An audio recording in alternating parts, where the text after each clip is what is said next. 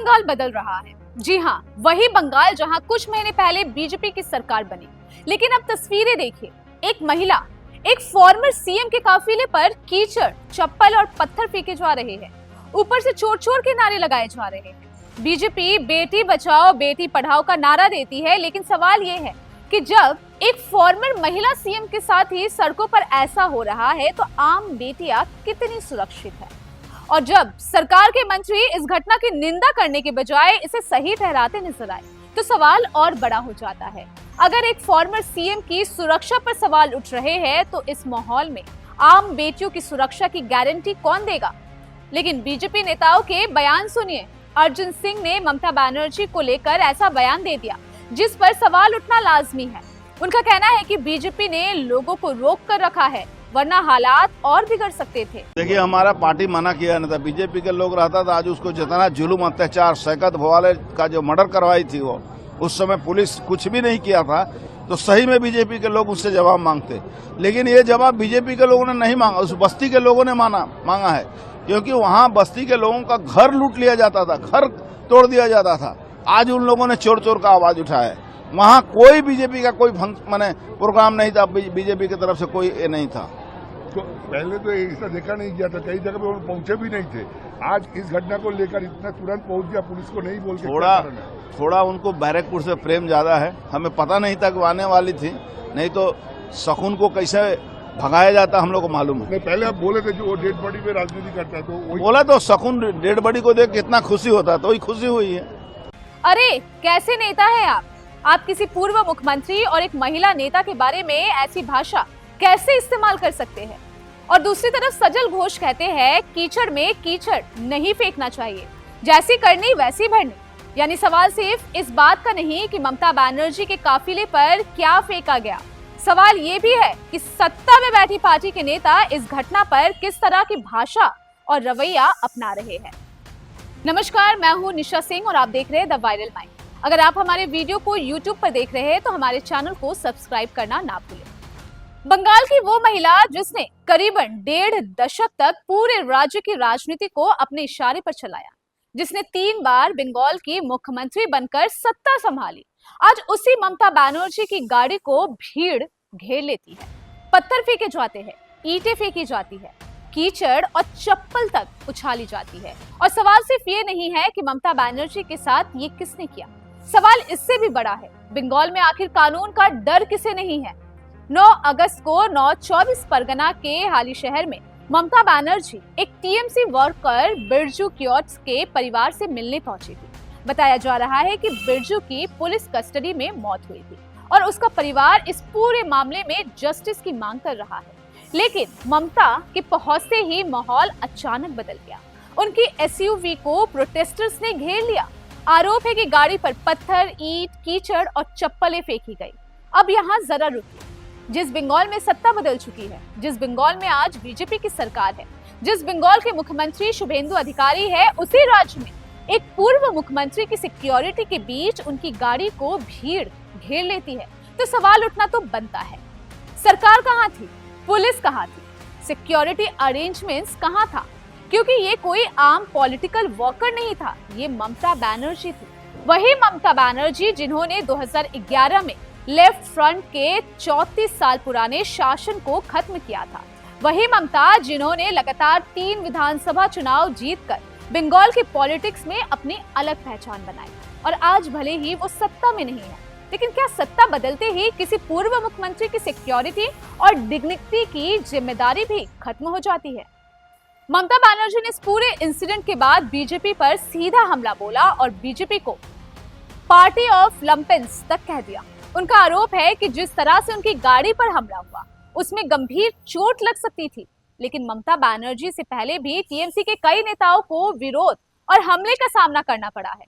अभिषेक बनर्जी पर एक्स और स्टोन्स फेंके गए। कल्याण बनर्जी ने भी खुद पर हमले और चोट का दावा किया। वहीं कुणाल घोष पर भी अंडे फेंकने की घटना सामने आई थी। टीएमसी की तरफ से भी बीजेपी पर सवालों की बौछार शुरू हो गई है।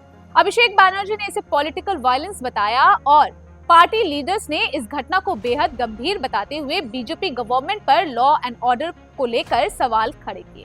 टीएमसी सांसद डोला सेन ने भी बंगाल की लॉ एंड ऑर्डर सिचुएशन पर चिंता जताई। लेकिन अब सुनिए बीजेपी की तरफ से क्या जवाब आया। शुभेंदु अधिकारी ने इस इंसिडेंट को बीजेपी से जोड़ने से इनकार किया।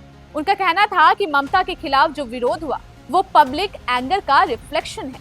प्रथम कथा बोली शुनुन,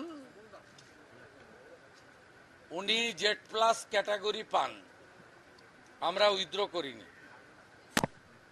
director of security senior officer এখানে আছেন, আমার সিকিউরিটির জন্যই আছেন। দেখুন, আমি ওনাকে নেমেই জিজ্ঞেস করেছিলাম জি ইজ দেয়ার এনি কমিউনিকেশন, তারা বলেছেন কমিউনিকেশন আমাদের কাছে ছিল না। তবুও আমি টিভি ছবিতে যেটুকু দেখেছি, সিনিয়র পুলিশ ডিসির নেতৃত্বে পুলিশরা তাকে প্রপারলি সাপোর্ট দিয়েছে এবং আমি বিজেপির কোনো পরিচিত মুখকেও দেখিনি, ঝান্ডাকেও দেখিনি। এখন উনি বাড়ির লোক বলছে আমরা ডাকিনি, আমরা উনি যুক্ত হন চাই না, আর উনি বলছেন যে আমি মানে ওই কার্বাইড দিয়ে কাঁঠাল আম পাকানো হয় না, জামাই ষষ্ঠীর আগে বেশি হয়, তা উনি জোর করে ঢুকে চাইছেন যে লকআপে মেরে দিয়েছে, বিজেপি মেরে দিয়েছে, তৃণমূলের সম্পদ।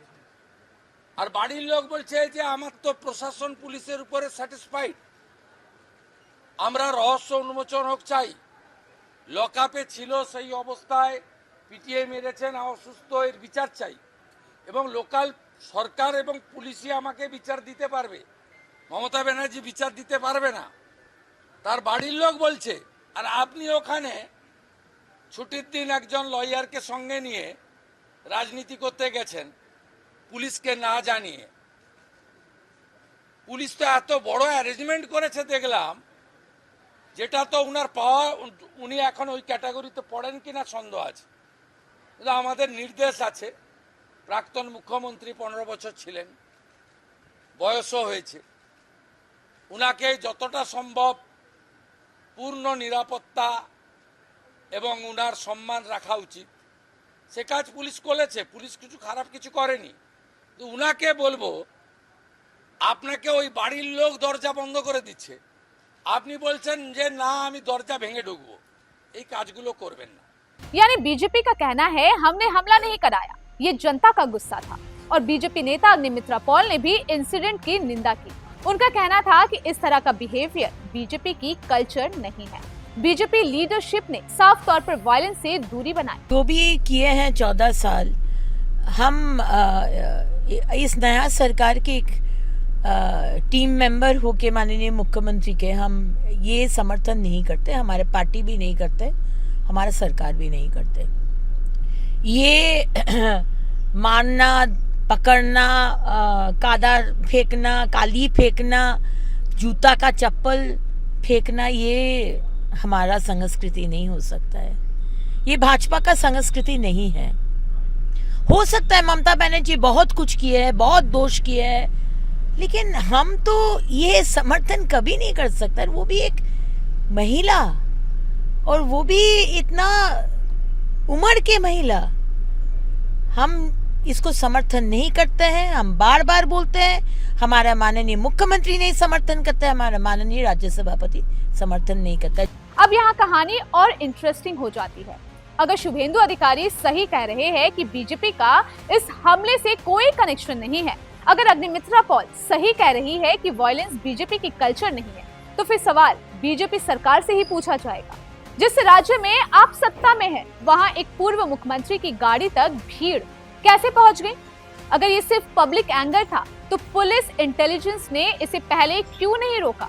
अगर प्रोटेस्टर्स इतने नाराज थे, तो सिक्योरिटी कॉर्डन इतना कमजोर क्यों था? और अगर स्टोन्स, ब्रिक्स और दूसरी चीजें गाड़ी तक पहुंच गई, तो वीआईपी सिक्योरिटी प्रोटोकॉल आखिर काम कैसे कर रहा था? क्योंकि लोकतंत्र में सरकार बदलती है, चेहरे बदलते हैं, पार्टियां बदलती है, लेकिन सिक्योरिटी और लॉ एंड ऑर्डर की जिम्मेदारी सरकार की ही रहती है। आज निशाना ममता बनर्जी थी, कल कोई बीजेपी नेता भी हो सकता है, उसके अगले दिन कोई आम आदमी भी हो सकता है। और अगर पॉलिटिकल डिसएग्रीमेंट धीरे धीरे पत्थरबाजी तक पहुंचने लगे तो फिर सवाल सिर्फ ममता बनर्जी का नहीं रह जाता, सवाल पूरे बंगाल की पॉलिटिक्स का बन जाता है। सबसे बड़ी विडंबना देखिए कि ममता बनर्जी ने अपने राजनीतिक जीवन में वायलेंस और पॉलिटिकल अटैक्स का दौर देखा है। 1990 में भी उन पर हमला हुआ था जब वो युवा कांग्रेस लीडर थी। उस हमले में उनके सिर पर गंभीर चोट लगी थी।